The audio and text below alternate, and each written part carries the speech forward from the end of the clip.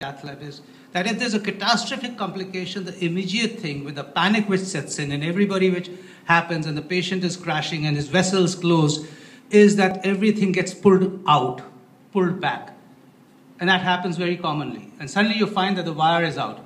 Remember that the only single saving grace of interventional cardiology which saves the day is having the wire in position.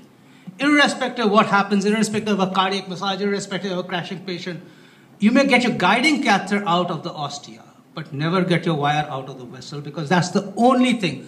So the moment a patient crashes and panic sets in, the only thing you do is relieve your guiding catheter, but wire, never get the wire out. Because if you get the wire out, you'll never save the day. And if you have the wire in, you will always be able to save the day.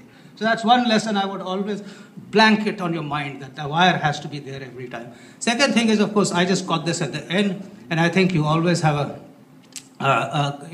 this stent loss, losing stents has been so traditional that it used to be far more in the early days of stenting that you see it now because it's become rare, but we used to be doing this perhaps once every 2 weeks in the early days of the stents when they were not so well mounted. They were large, they were bulky, they had to be retrieved, they could be lost. And of course, the simpler techniques, of course, work very well, which is that you twist the wire around once you've got it once your wire is through the stent, then you can just put 2 wires, 3 wires down and keep twisting it and it'll trap the stent and actually bring it out. Far better than trying to get a balloon through it. And of course, the final answer always remains crush it and forget about it. And believe you me, if you gets lost in the body anywhere, never worry about it. The only thing the patient may come back is that he's got priapism and then you know where the stent went.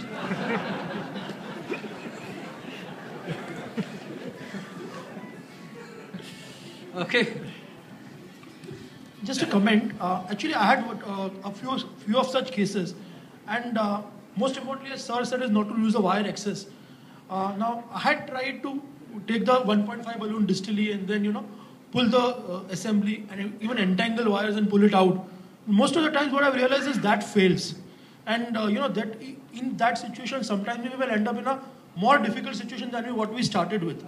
So, no. What you said is absolutely right, that first principle is never to lose wire access when such a catastrophe occurs. Now, once you have a wire and the stent is lost over the wire, then of course what you said, all the modalities like passing a 1.5 balloon and pulling the whole assembly back and passing more wires and intertwining them, they work. But what I have seen in a few cases in which I have lost a stent is most of the time they don't work, and sometimes by pulling the stent back, you may end up with a worse catastrophe than what we started with. Okay, just one point in that is that your wires have to be not the soft part of the wire which has to intertwine it. Your wires have to be way distally, and the next wire you put in, if you put in a support wire, it is better because it is actually the metal part of the wire which has to catch it, not the soft part. So that you must keep in mind.